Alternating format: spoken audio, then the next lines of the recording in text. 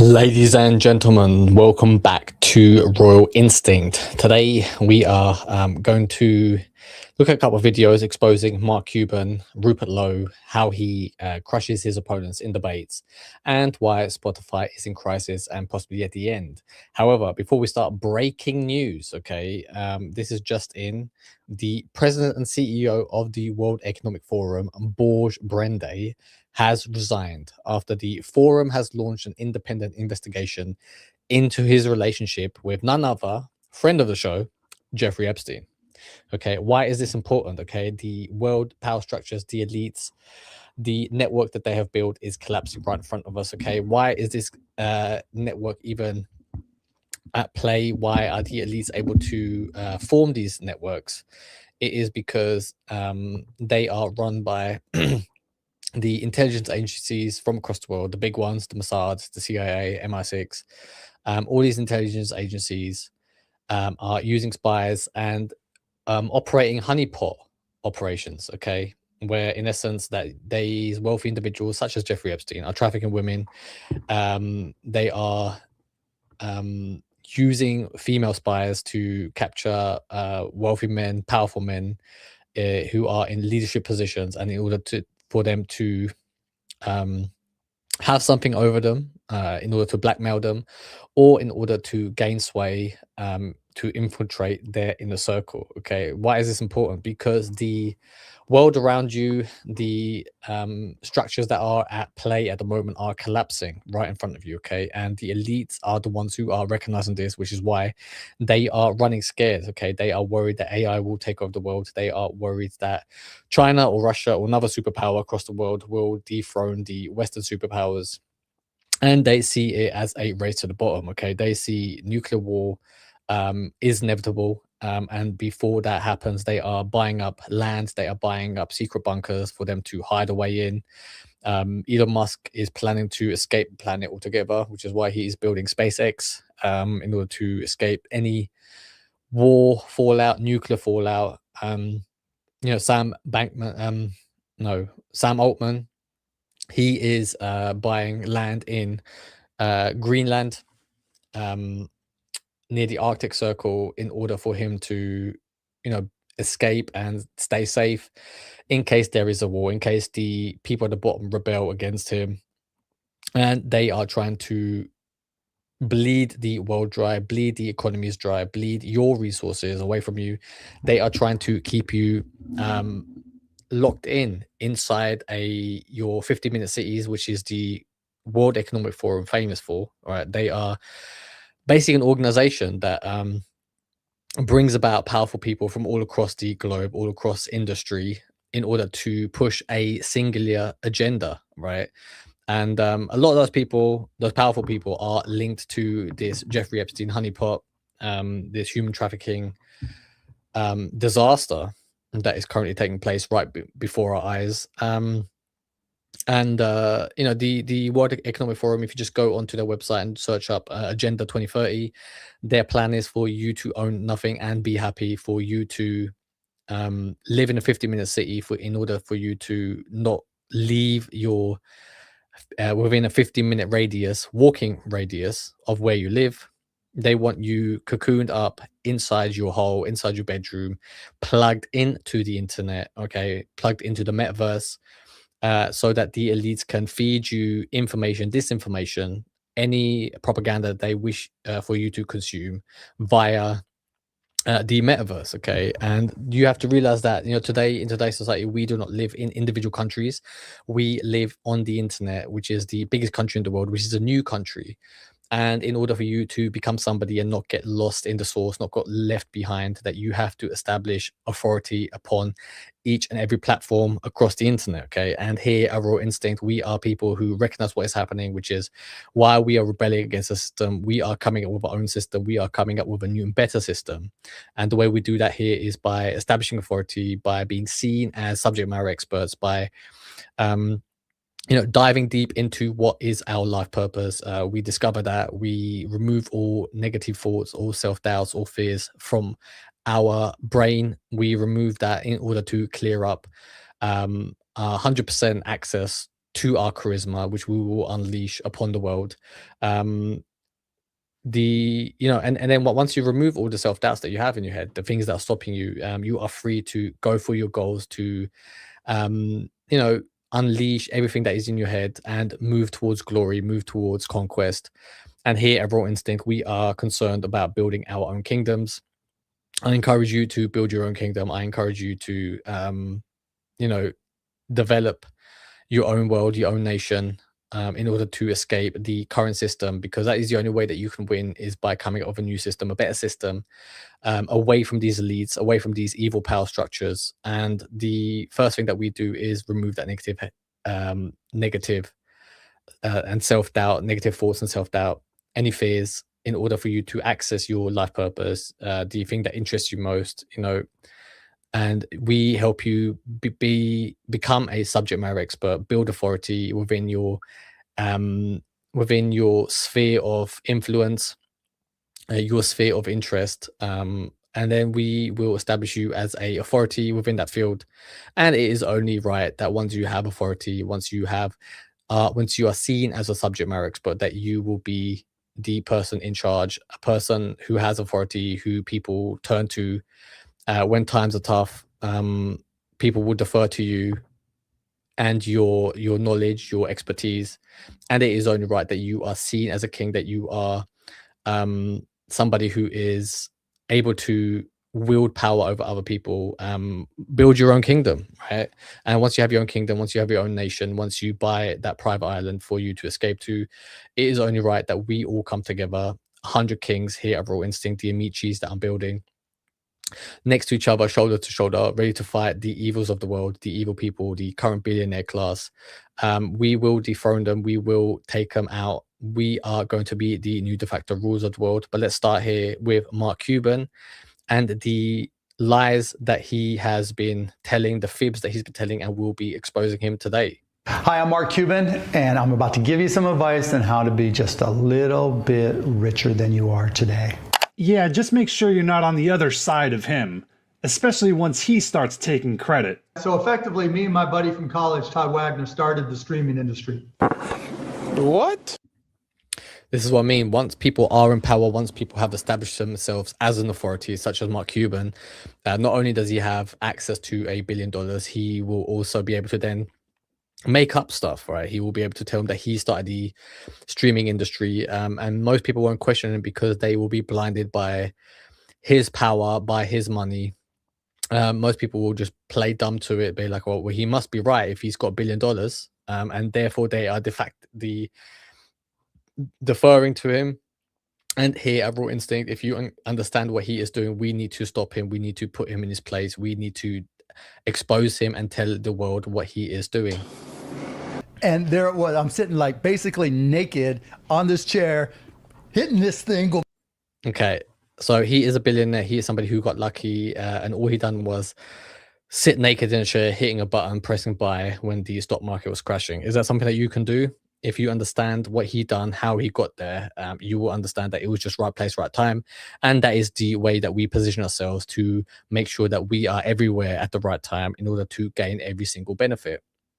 Boom, boom, boom, boom, boom, until it hit it, bounced around, did my little billionaire dance song. That's insane. It was insane, man. Well, at least that part's probably not a lie. Cuban did become a billionaire chasing those 3 commas.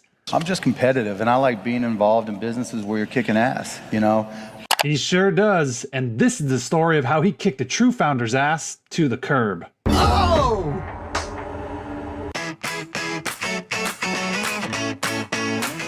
When Mark Cuban was just 16 years old, a newspaper strike shut down deliveries in Pittsburgh. So he drove to Cleveland, bought newspapers there, then drove them back, marked them up, and sold them at 5 times the price. And in college, he flipped anything he could. Garbage bags, stamps, bar promotions, whatever turned a quick profit. He ran a chain letter style operation where money... So Mark Cuban has that mindset of he will do anything for money, okay? And when I mean anything, it probably means anything, right? Which is why these elites, why these people... I'm not saying Mark Cuban is compromised. Actually, let's ask Grok.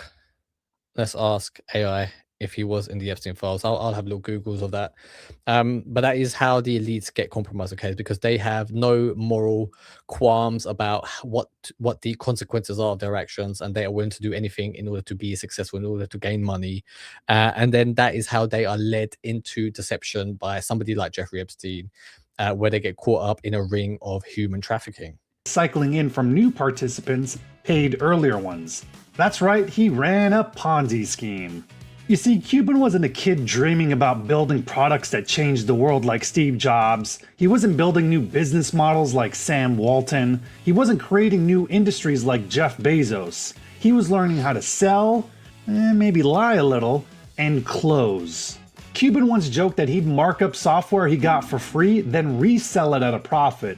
He'd even register fake business names to get early access to products before competitors. Then he started Micro Solutions, a computer integration business, basically wire. So I just had a little look on AI, and Mark Cuban is not involved in the Epstein files. Lucky for him, or maybe unlucky. Maybe someone like Jeffrey Epstein looked at him and thought, like, this guy is not even worth it. He has no influence. He has no access to anything that he wanted. And therefore he got left alone. But good for you, Mark Cuban. You are not a pedo. You are not involved with Jeffrey Epstein. We approve of that. Wiring offices, installing software, fixing problems other companies didn't want to deal with. In 1990, he sold Micro Solutions to CompuServe for $6 million. After taxes, he walked away with $3 million. In business, the loudest person in the room usually gets the attention. The one who actually did the work, they're lucky if they get a Wikipedia mention. Say hello to Cameron Chris Jabe. Back in 1980. And you have to understand that is how most of the elites will want to use you. That is what they want to do. They want you to do all the hard work and them to gain all the rewards, which is why even the people in power, they make decisions based off of your tax dollars, your tax money. You pay your taxes, they use you for your labor in order to raise funds, and then they make decisions on where those funds are allocated, and usually they are given out contracts to private contractors, which are usually linked to the people in power anyway. So it is a big it is based off of nepotism. It is based off of a big a bunch of cronies all in cahoots with each other, in the background, giving each other contracts in order for them to siphon off money. And that was a big thing that happened during the COVID pandemic. A lot of government contracts were given out to fly in PPE, to distribute PPE, to health staff, to doctors and nurses. And it turned out a lot of these contracts were given out, but the things that they were asked for were never delivered. And then they just used them, hoping that they would, give the contract, give over the money, and there will be no return on the good. They will never have to fulfill the obligation that they were set out to fulfill. And many people got actually caught up in that during the pandemic. Okay, and that always happens. That is even during the the military industrial complex works off of a similar basis. All you have to do is look into how a great book to read is Family of Secrets, which is all about George Bush and the Bush family, and how they are a front for and how they use the CIA and government in order to front and help each other, the families that they represent in the background, the shadow government, the deep state, the secret families that really run the United States of America. Okay, and that power play doesn't only happen in America, it happens all across the world, in all countries, and they form a massive network, and they all have links to the World Economic Forum. In 1989, Jabe started a company called Cameron Audio Networks. He had an innovative idea for the time, broadcasting live audio over the internet. But this was the early 90s, and the internet wasn't ready for something like that. Instead, listeners dialed into 1-900 numbers on closed systems. But Jabe, he worked hard, buying servers, paying for them out of pocket, cold calling radio stations non-stop, up to 100 times a day, figuring out the logistics of streaming when the rest of the world was still figuring out email. By June of 1994, he was working on a system he called Radio on Internet. He even landed the holy grail of sports rights, a deal with Teamline, which controlled the broadcasts for nearly 70% of major US sports. And this guy done all the hard work, and then you'll see in a minute how Mark Cuban swooped in and took all the glory, took all the benefits of this guy's hard work. And even someone like Mark Zuckerberg, the Winklevoss twins, Winklevoss twins, they done all the hard work about how to run Facebook, how to how it worked, or all the interface it used, and then Mark Zuckerberg came in, stole their idea, and then made billions and trillions off of the back of all their hard work. Teams. The deal was simple. Jabe pays $50,000, Teamline lets him bring those broadcasts online. And soon, Todd Wagner introduced Jabe to his old college roommate, Mark Cuban. They weren't tech visionaries, they were business hustlers. November 1994, California Pizza Kitchen. Jabe meets with Cuban and Wagner, and then gets ready to pitch an investment opportunity into his company. I'd given to maybe 150 people over the previous year and a half to 2 years. And so I'm getting into my pitch. It's usually about a 20-minute pitch, and within 3 minutes he goes, I'm in, I'll do it. In that meeting, Jabe asks for $1 million to invest in his company. But instead, Cuban writes him a check for $10,000. And on the bottom of the check, he scribbles 2% of the company. He doesn't even negotiate this with Jabe. He just writes it in and expects him to comply. Now, Jabe, Mark Cuban seems to me like the type of guy who, he probably approached a lot of startups, a lot of innovators like this guy here, and then he's just throwing money at people to see what works. Okay, but once something works, because he's already invested, even a 2% stake, 10 grand here in this case, that he is then going to schmooze his way in deeper and deeper. Okay, so he's not sure who's going to win. He's literally just throwing bullets everywhere. He's spraying bullets everywhere. He's throwing darts everywhere in order to hope that something hits, that something sticks. And when that thing sticks, then he goes all in and invests all his money in order for him to take over that company. Not a shark. He's a laid-back tech innovator who just wants to build out his company. He just shrugs his shoulders and accepts the offer. But that's not all. Cuban insists his shares of the company be non-dilutable.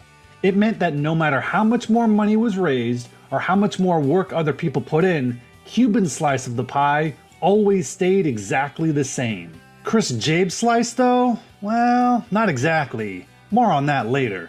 Jabe told people he was still trying to figure out the technology itself, something that could eventually behave like a real streaming player. But just weeks later, Teamline reneges on the deal with Jabe. Why? Microsoft stepped in, that's why. Teamline tells Jabe, you guys are unknown, we're going with Microsoft. Jabe sues, blocking Microsoft from using those rights online, at least temporarily.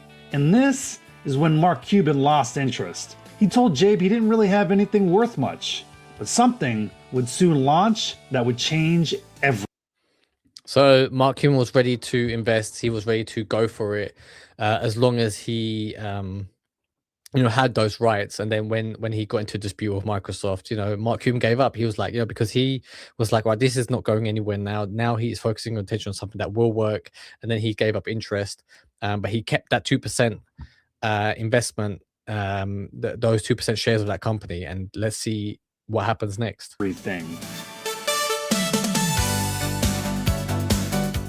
April 3rd, 1995. Progressive Networks launches Real Audio Player, the first true media player capable of streaming over the open internet.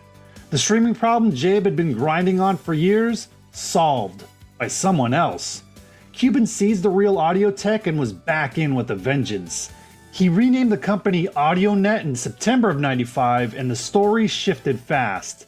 So effectively, me and my buddy from college, Todd Wagner, started the streaming industry. One day there was not streaming, the next day there was.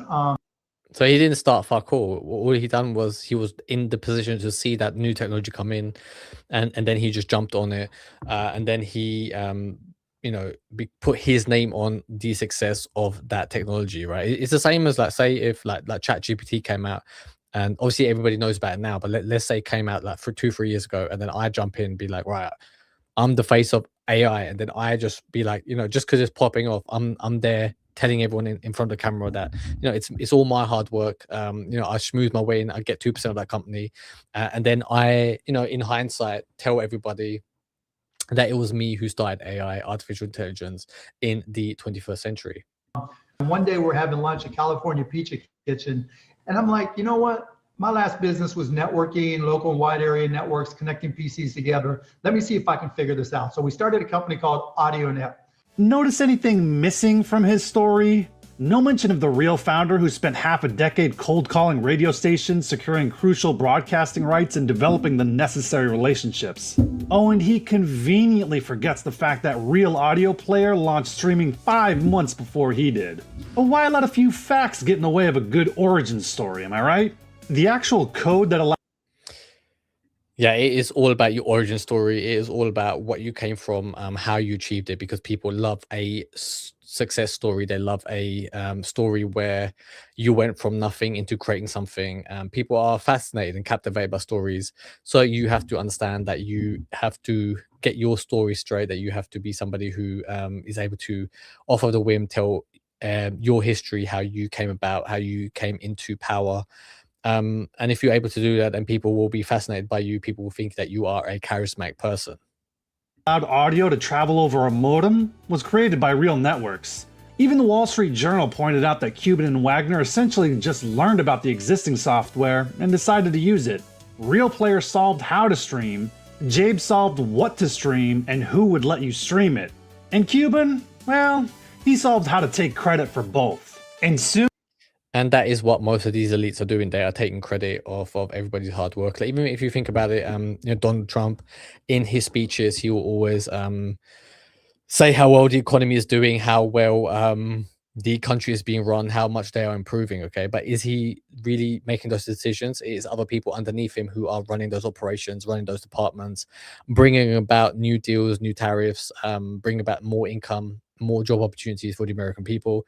And then Trump gets in front of a microphone and he says, yeah, under my regime, under my current administration, we are having this success. Okay, so in the end, he gets all the credit. Everybody underneath him is left without any credit, left in the background, with no with total anonymity, left in the dark. Soon he tried to push Jabe out of his own company.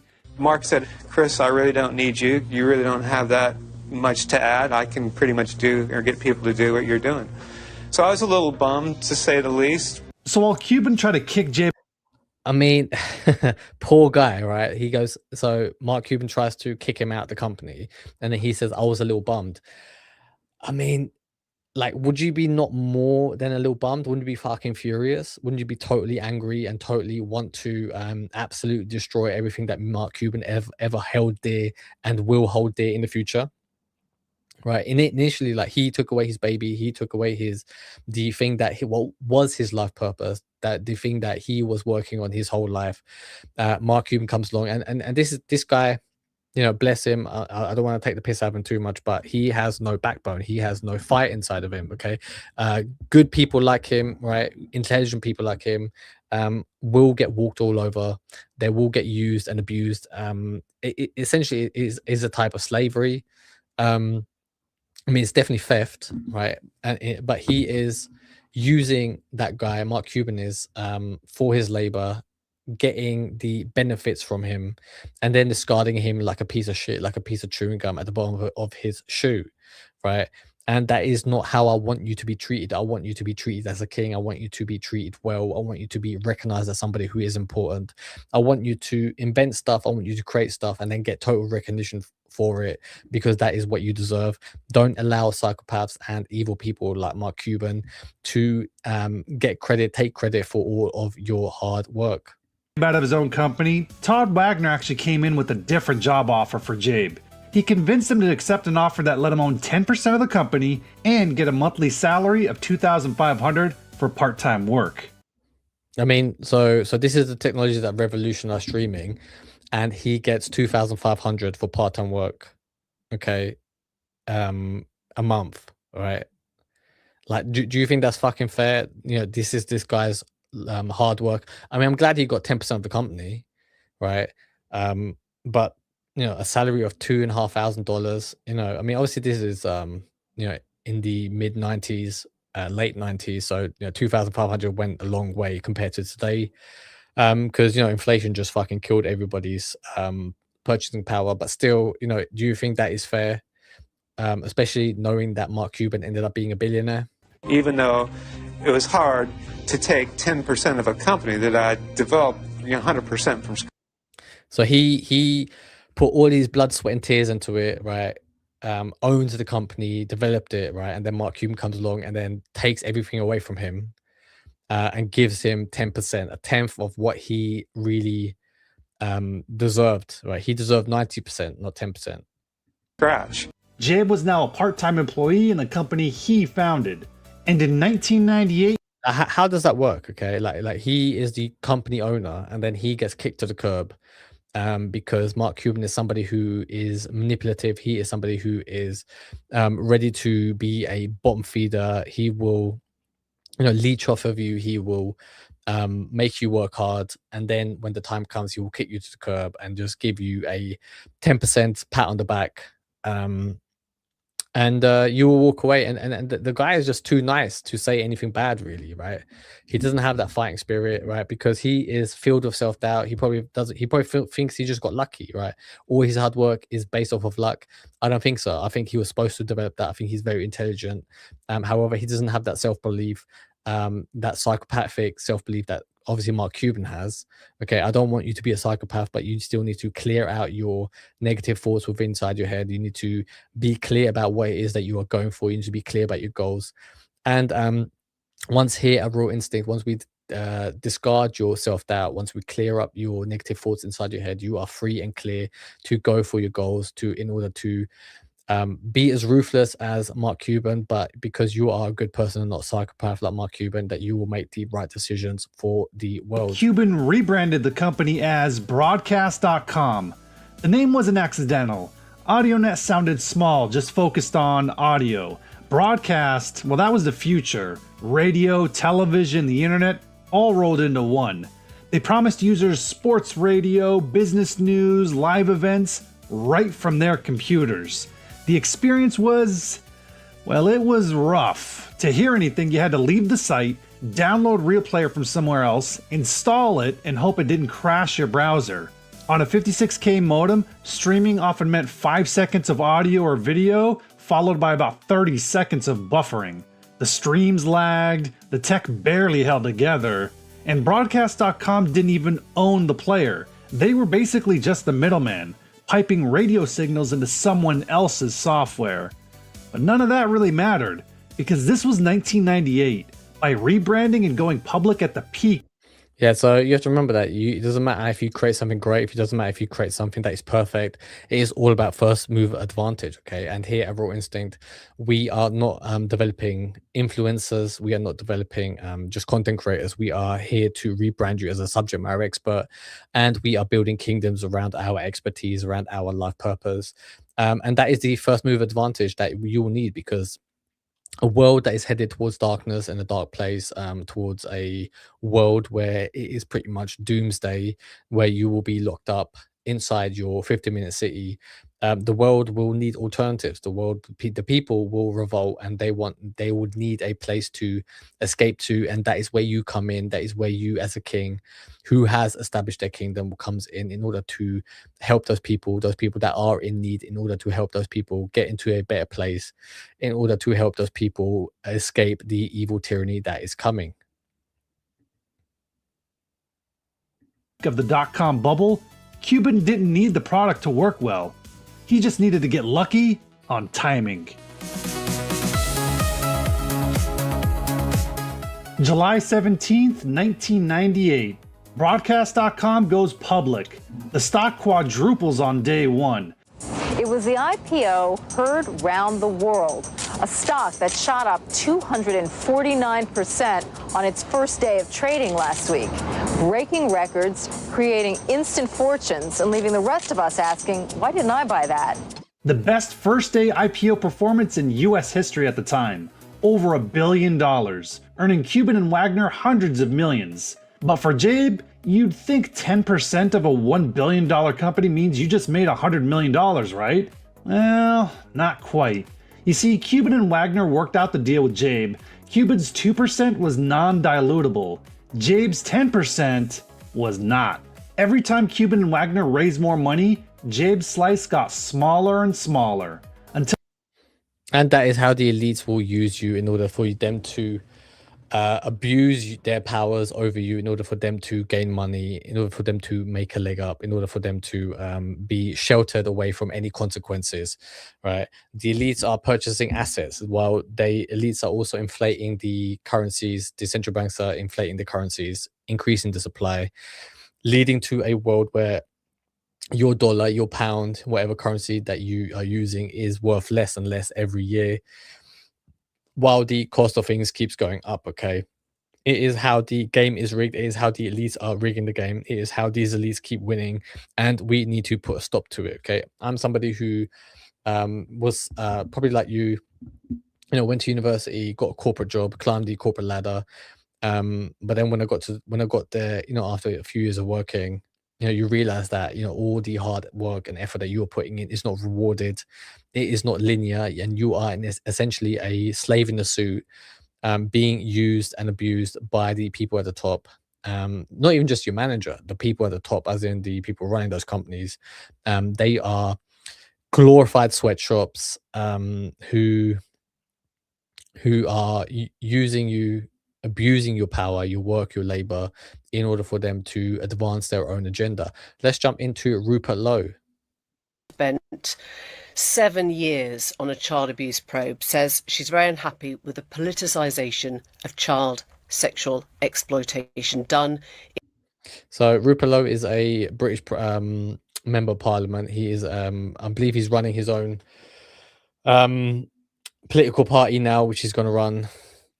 I forget the name, but you know, I watched this video and I thought it was great how he handles this journalist in a debate type setting, where she is trying to basically get one over on him, where she's trying to trick him, and he is able to expertly, you know, get himself out of the avenue, the you know, because she's using a line of questioning in order to get him caught into a corner, and he expertly manages to tangle himself out of her web. In her words, a very uninformed way. She's talking about you. She's welcome to her own opinion, as is everybody. You know, I believe in a Britain where everybody should be able to express exactly what they want to. Why is it funny without to without politicise any. You know, Rupert Lowe is somebody who sticks to his guns. You know, he wants everybody to be able to express themselves as they wish here in Britain. And he is, you know, you can tell when you speak to him, what he says is what he believes in.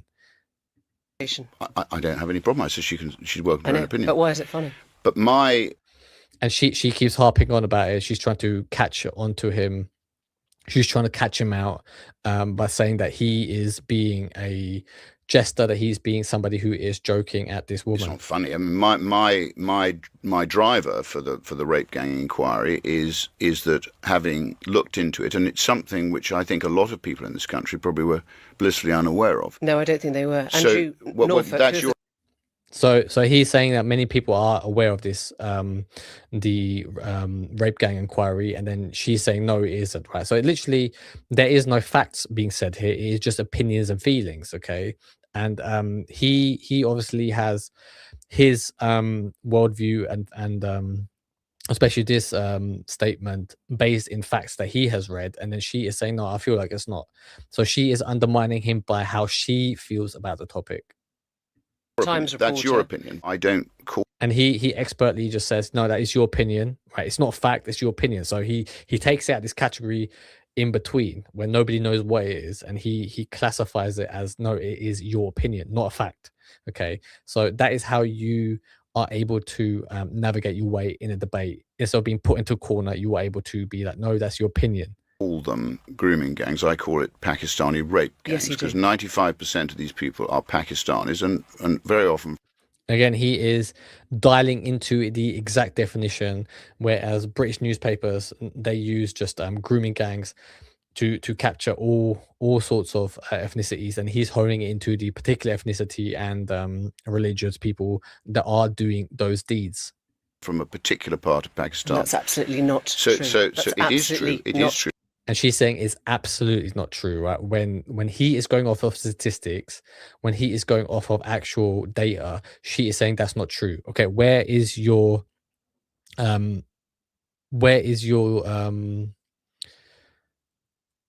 where are your facts? How are you going to back up your statement? But anyway, no. let's From 2023, no, I'm going to tell you this. Park that. 224 white grooming gang suspects were found compared to 22 Pakistani suspects. Why do you only talk about the Pakistani grooming gangs? That's police statistics from the Times. I've now got on my police statistics from the Times. If you look at my rape gang inquiry, which you asked me about. No, I didn't. I asked you why you're insisting on politicising child exploitation. And you see that he just keeps talking over her, which is how he is able to maintain his own thought process, his own way of thinking, and not get influenced or swayed by what she is saying. 20,000 people have donated about £620,000 now. That shows you the depth of feeling and concern amongst British people. Doesn't it show you should be ashamed that you are making money off? She is now trying to guilt him by using words such as "you should be ashamed," that you're making money off people. She is trying to back him into a corner, and she's trying to probe him and try to get a reaction, emotional based reaction. A re-exploitation. I'm not. I've given money. I've given position. money. I'm not making money. I've given money to it. And he then basically, her whole argument how he should be ashamed, he goes, no, well, I've actually given money to the cause as well. So then all her argument is then it just dissolves. Right? Her argument isn't able to stand up to the scrutiny at that moment. I will make absolutely less than zero. I've given a substantial sum to it, as have other people who care. Why are you doing this? Why are you just trying to talk about Pakistani grooming gangs when there are 4 times, 8 times and 10 times as many white grooming gang suspects? We only ever hear you talk about Pakistani perpetrators. Are you telling me there's no issue? I'm telling you that. So he then now he's flipping it. Now he's questioning her, right? She's the person in charge of the interview. She's the person giving the questions, and now he flipped the whole scenario on her. He's like, he's like, well, answer me, right? So now she is answering to his question, okay? Because he was able to flip it on its head. Focusing on Pakistani grooming gangs because probably you're racist and you don't. Okay, now she's assuming that he's racist. Okay, like I mean. It doesn't come down to whether it is factual or not. Now she is assuming he is a racist, and now again she's trying to paint him with this as a racist. She's trying to paint him as a person who is not tolerant of other people, that he has some other type of agenda, and because she is using that, she is again hoping that he will get an emotional response out of this guy. Let's see how he handles this. Don't believe that there are white perpetrators of the same crime. Can you deny that? I am concentrating on it because it's a blot on our national history. And you will know Andrew Norfolk, who's the Times reporter, who started the reporting on this in 2011. Andrew Norfolk's done some he good said work. The way this issue has been raised by people like Musk, like you, is exploiting these girls, making the victims all over again. He has said. I mean, isn't the people who are running the grooming gangs, taking part in grooming gang activity, aren't they the ones exploiting these girls? Some very good things, but yes. I am not satisfied that the British establishment has dealt with this for a number of reasons, and in my view it's linked to county lines, drugs. There's a whole raft of things that have not been properly dealt with. You can throw as much liberal cant as you want at me, but I am not going to back down, and it's perfectly within my right. And he is staying strong in his beliefs. He is staying strong in his worldview. He will not be swayed by what anybody says, even if they threaten to paint him as a racist, as a person who is exploiting other people, because he has an answer for every scenario that she's given, because it is coming from his truth that he believes in. Right. And if you can't see the fact that 20,000 people have put their trust in me, I feel incredibly humbled by that. They have contributed because they know there's an issue here The that the Liberal state cant- has not dealt with. The Liberal cant is asking whether all grooming is bad in this country, all exploitation of young girls is bad, or just one particular type done All by grooming, one particular... all grooming is bad. Because I didn't hear you say all grooming that. is bad. Okay. And So- all rape. So she's trying to hone in on this one aspect that he's looking at, and then he clarifies that no, he is concerned with all aspects of it. Okay, so again, the point that she raised, he in the next breath, he's able to flatten out or destroy the point that she raises. Okay, this is how he keeps on top of the argument on top of the debate. Is bad, You- and you've- all treatment of You've underage advocated the deportation children of is all bad. illegal immigrants, and you've said we need to stop Hang on, rapidly... and repeat that. What did I say? You've advocated the deportation, I believe, of all Right. illegal... I'll tell you my migrants. position on this. No, I want to just get this quote out. We need to start rapidly emptying the tub. Do you believe there are too many Muslims in this country? Is that where you stand? I believe there are too many illegal migrants. Do you believe there are too many Muslims in this country? So she's trying to make this into a too many Muslims, whether they're legal or not, and then he's like, well, actually, what I'm saying is illegal immigrants, right? She's trying to paint this that you want to get rid of all Muslims. He's like, I'm looking at illegal immigrants, right? So one is kind of for national security reasons makes sense, right? The other reason is what she is trying to corner him into. She's trying to lead him down a path where she's trying to get him to say yes, basically, right? Which is what she's hoping for. But he is sticking to his guns. He is sticking to what he said. He is not being swayed. I have said, and I'm on record, and I'll say it to you clearly, I would detain and deport all people arriving here illegally. So he has not said Muslim right now. The basis of a sovereign nation is That's to not the defend... question I asked. Hang on, Do you believe there are too hang many on, Muslims? You You don't can let say me yes answer. or no. Just say yes or no. I am intent on detaining and deporting all illegal migrants. I am intent on deporting all people living here illegally. I am intent on detaining all criminals, foreign criminals, in our prisons straight away. Yeah. I am also intent on deporting those people who knew that rape was happening within their family and didn't report it. You've talked about how you'd like to see illegal migrants put on an island off Scotland with minimal food, your words, and let the midges do the rest. That's what I said. I mean, they are, these are people who have committed rape. Okay. And I think most people across the world, no matter what your background is, no matter what your beliefs are, the way we view rape as a society is a heinous crime. It is a crime that should be punished by suffering, by it should be a crime punishable by death. And I think most people would agree with that. So if he's saying that that's how they should be treated, that they should be left on a private island where they don't have any food and they get to suffer, I think most people would actually agree with this guy. That's what I said. So do you advocate pain and suffering for anyone who washes up? I advocate pain and suffering for people who caused rape.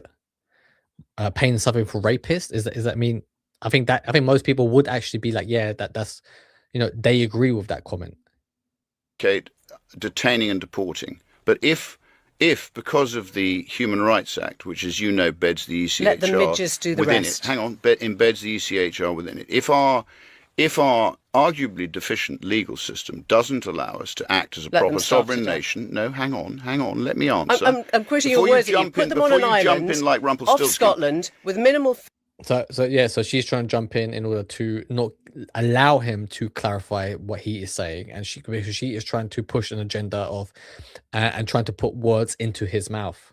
Food and let the before you jump in like rest. Rumpelstiltskin, let me answer. So, if our legal system doesn't allow us as a sovereign nation to deport, which personally I would repeal a number of acts, including the Human Rights Act. I said what I said because I mean it. And at the end of the day, if you don't think the British people agree with me, then you're wrong, because they do. They've had enough of it. You don't have illegal migrants living next to you, Emily, because you live in a part of the country that probably doesn't have them. And if you did, you would want them to starve to death. So you are part of this liberal elite who basically says, do as I say, not as I do. Okay, so... And a lot of the liberal elite are just virtual signaling. They are saying things in order to gain favor with the liberal left, with the people, with migrant communities, with smaller communities. They are saying that in order for them to gain votes, gain popularity, but they, in real life, in actual life, they are never exposed to those people within these circles that they run in. I'm sorry, what I meant was, and I mean it, is if our legal system doesn't allow us to detain and deport, we should set up a tented camp on an island. We should not treat them unfairly, but we should equally not put them at the top of waiting lists for dental treatment, for medical treatment. We should not give them spending money. We should not effectively treat them as if they have been taxpayers for years. They haven't been. They are illegal migrants. And by the way, they're not asylum seekers. And that's a big thing. It's like most people, doesn't matter what, in Western countries, the people who are good taxpayers who follow the rules, a lot of the time they don't end up seeing no benefits that the country actually offers, because those, because a lot of time they are working people, they're hard working people, and they don't qualify for any tax benefits, for any of these incentives which are built to help lower income bracket people, asylum seekers, immigrants, low income immigrants, or out of work immigrants. The people who actually contribute to the country a lot of the time are excluded from the benefits that lower socioeconomic immigrants sometimes are entitled to. Economic migrants, most of them. So I mean, I know the virtue signaling do-gooders want. There you go, virtual signaling. It's all about optics. You have to remember that a lot of these elites, a lot of the things that they are doing, a lot of the things that they believe in, is all for them to be looked upon as goody two shoes. But in reality, they actually despise you and never want you in their vicinity. To sort of feel good about themselves. But if you really want to go and live next to these people, go and spend your life, and you have them ogling at your children in school and things. No, that's wrong. And what's happened is our state no longer puts the honest, decent, tax-paying British. I think you can even tell, like in the debate, she went quiet because he mentioned that that where she lives, that she is actually isolated and away from the actual people that she is trying to protect or advocating for here. Okay, she doesn't actually mix with those people. She doesn't live with illegal immigrants. She is isolated away from them. She is sheltered in a way, and when he called her out on her liberal elitism, right, and the fact that she is using it just a virtual signal, she kind of got caught out, and now she's gone quiet. Citizen at the top of the agenda. They have been relegated to a second-class citizen, and we are bringing people in here who've contributed nothing, who have come in here illegally, and most of them have been allowed to stay for the simple reason that we are signed up to all these nonsensical international treaties. Why do you think people voted to leave the European Union, Emily? Why do you think they did? Because they want their country back. They want their borders back. They want sanity back. So I'm sorry, yes, if they want to come here, and if you can't deport them, put them on an island until they ask to go home. And let the midgets. And who else does that? Australia do that, don't they? And these people.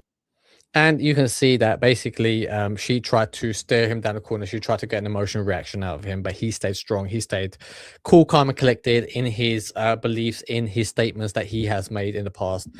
He was not swayed away from her. And then in the end, he was able to beat her because he pointed out the real thing that she is trying to do, which is try to virtual signal and at the same time isolate herself from any of the facts of reality, from any of the actual consequences of the actions of those people within your country, within Britain. Because wherever she lives, like he said, she is probably not living next to ethnic minorities. She is not living with asylum seekers. She's not living with illegal immigrants, okay, because she is isolated and she's privileged away, and she is using that moment to virtual signal, being like, oh look, I'm a good person because I'm advocating for this, but yet in reality you don't mix with those people. Okay, let's jump into Spotify and see why it is in crisis. Finally backfiring. As it turns out, getting mentioned in the Epstein files wasn't Spotify's only bad news this year, because everyone is now leaving the platform. And it makes sense when you see them lying about their mission. Even Spotify is being mentioned by the Epstein files. It's like, it is crazy how deep this rabbit hole really goes. And that is just the documents that they are releasing, right? There must be a lot of things that aren't even being released yet, a lot of things that have to be classified for various reasons.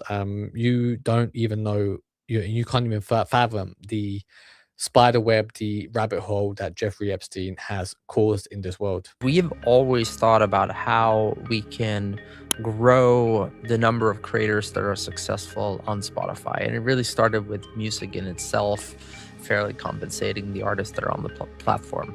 Their CEO's origin story being completely fake. Or even with recent news that Spotify may have allegedly... Again, like, Swedish criminal gangs using fake Spotify streams to launder money. Yeah, like like Mark Cuban used a fake origin story. So, it doesn't surprise me that the founder of Spotify is also using a fake origin story. Become a vessel for money laundering? But really the final nail in the coffin is their plan to now replace artists entirely with AI artists, all while hollowing out the entire list. Would you want to listen to AI music? I mean, there is no real connection to it then. Do you know what I mean? It's just a fake avatar that you listen to.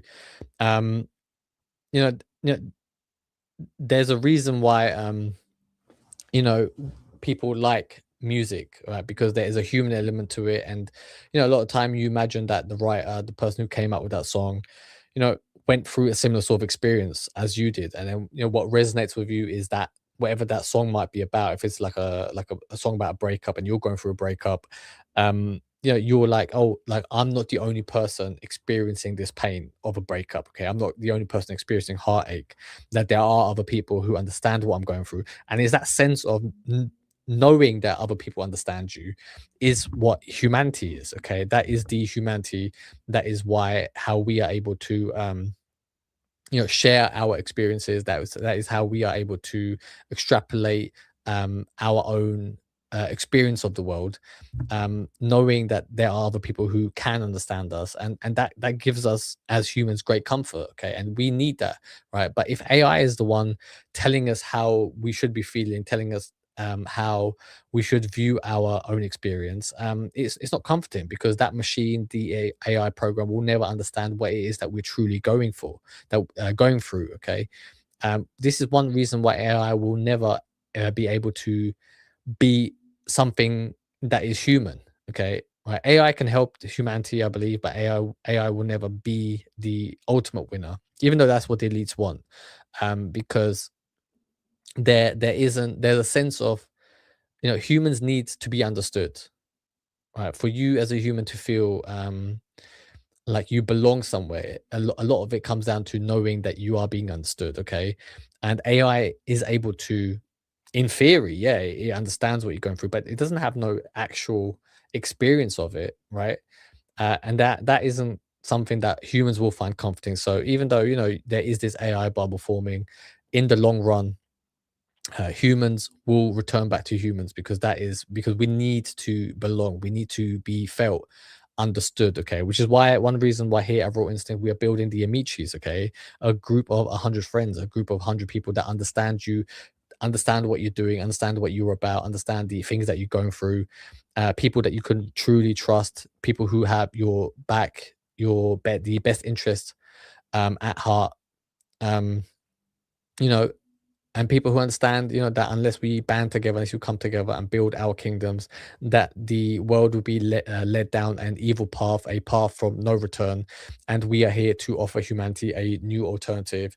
And if that is something that interests you, if you want to be a part of that, if you want to be the person who brings about change in this world, then let me know. Let's work together, because it is our destiny to do so. Experience with AI algorithms made to make you listen to this stuff, also that they can nickel and dime real creators with mass-produced garbage AI, while at the same time endlessly raising their prices. So it's understandable why people are leaving the platform en masse these days. But the real question is, why are they even doing all of this to begin with? Well, it does start to make sense when you realize Spotify was never a music company. Their first patents talk about distributing films, TV shows, pictures, and whatever else they could get their hands on. as they wanted to dominate the entire entertainment industry, but they settled for music because it was the softest target. And despite what he says in his LinkedIn posts, Daniel Ek and his co-founder were never really music people either. Now, Ek often boasts about his childhood passion for playing the guitar, a detail which helps you stomach the idea that Spotify is trying to save music. For her brilliant book on Spotify, Mood Machine, Liz Pelly interviewed people who knew Daniel Ek when he was a kid. They told her that he was nothing special in that way. Playing an instrument was normally mandatory in Swedish schools. Instead, his talent was in business and advertising. At 13, Ek was a kid growing up in Sweden at the turn of the millennium. Even this young, he was already a businessman. By building and selling websites to small Swedish companies, he was already earning more than his teachers. And over Again, it's funny how this guy, based in Sweden, the founder of Spotify, his backstory sounds a lot similar to Mark Cuban, right? He was a hustler at university during college, right? He was always about making money, and then he ends up finding a company where he invests in, and when it pops off, he takes it over and acts like he is the original founder. Okay, it's the same playbook that Mark Cuban has used, and we'll see how that the whatever his guy named whatever his name is, I bet you he fucked someone over as well. Let's have a look. For the next few years, he bounced around various startups, working on things like a viral online game called Stardoor, where he would make vital connections in the advertising industry. But his first real money came from the sale of his startup Advertigo, which allowed him at the age of 23 to have already made over $1 million. But this was only the start, as by now, Sweden was well on their way to a digital revolution. A massive internet infrastructure project had put the country at the very forefront of technology. In fact, it was Sweden that gave birth to the Pirate Bay, which would later become the premier website for online piracy and file sharing. During the early 2000s, Daniel watched as the site and its founders exploded in popularity, and then just got completely torn apart in the courts. This was a really unique problem. Tons of people just preferred file sharing and piracy. Even with the legal problems and the shady method and the risks involved, people chose online downloads over buying CDs or DVDs in person. It was clear that convenience was the most important thing for people above everything else. Meanwhile, the big record labels had been powerless to stop the Pirate Bay. They could arrest the founders and throw their weight around, but they couldn't really stop progress and rewind the clock. It was especially bad for the music industry. Music was much quicker to download than full movies. And also you have to remember is that illegal streaming is one of the reasons why the quality of music ended up going down. Why because before record labels were willing to take big risks on different artists and just see, just throw shit at the wall and see what sticks. Okay, whereas now they are less likely to take those opportunities. But everybody's able to upload their music online, and whoever wins, whoever is able to be seen online, whoever is able to establish a following will be seen as the winner. Movies or TV shows. Record label profits had been sinking like a rock in water for years, and there were no signs of recovery. Meanwhile, their own efforts to make an alternative to the Pirate Bay had been almost hopeless. Early attempts like Press Play, a streaming service sponsored by Universal and Sony, were called stunningly brain-dead by journalists because of the hard limits on songs you could play, the low-quality audio, and slow download times. So this is when Daniel Ek saw an opportunity. If he could solve the convenience problem before the labels could get their act together, he could insert himself and his company as the middleman in the music industry. Meanwhile, he could co-opt and assimilate the Pirate Bay and their approach of a complete database of free music. And so, with a small loan of €1 million from a wealthy advertising executive called Martin Lorentzen, Daniel Ek would make Spotify the answer to all of these problems. As technology progressed, the convenience problem got easier to solve. By 2006, it was possible for Daniel to set up a server where people could live stream songs almost instantly without ever having to download them. At first, they kept sign-up numbers limited so they didn't overload the servers, but as the company grew, they could invest more and more in keeping things instant. The other big problem was the content. There was no way that Daniel Ek could get the music they needed from the record labels without striking some kind of deal, and at this point, there was no way they could trust some random guy with that level of access. So he did what over 1 million other Swedes had already done. He pirated it. This was a logical step. Ek had even previously been the CEO of uTorrent, so he knew the ropes. But he wasn't interested in the same crusade. Yeah, uTorrent was a big website, torrent website where you could download music illegally, films, software programs, you name it, man. You were able to download it off that website. I remember back in the day, mid 2000s, I used to download all sorts of music off there. It was a great time. It was, you were able to download whole albums, discover whole albums quick and easy. But because you had to go through the effort of actually downloading something, you have to put in time and effort, and sometimes you would have to wait. If you were back on dial-up, you would have to wait like maybe a day for a couple albums to be downloaded. But when you had broadband, it could still take you, 10 minutes, half an hour. But even because you had to go through the process of downloading it and then moving it from your computer onto like a MP3 player, you know, this was just when the first iPod came out. Okay, yeah, because you had to go through that whole process. You kind of appreciated it more. Okay, like you had to be selective about what do you download. Whereas now, like even though you've got like Apple Music or Spotify on your phone, you play it, it doesn't have that same feeling. You don't have to go through a whole process of doing it. And sometimes when you have to go through some effort, it is a better outcome for you, and you kind of value it more.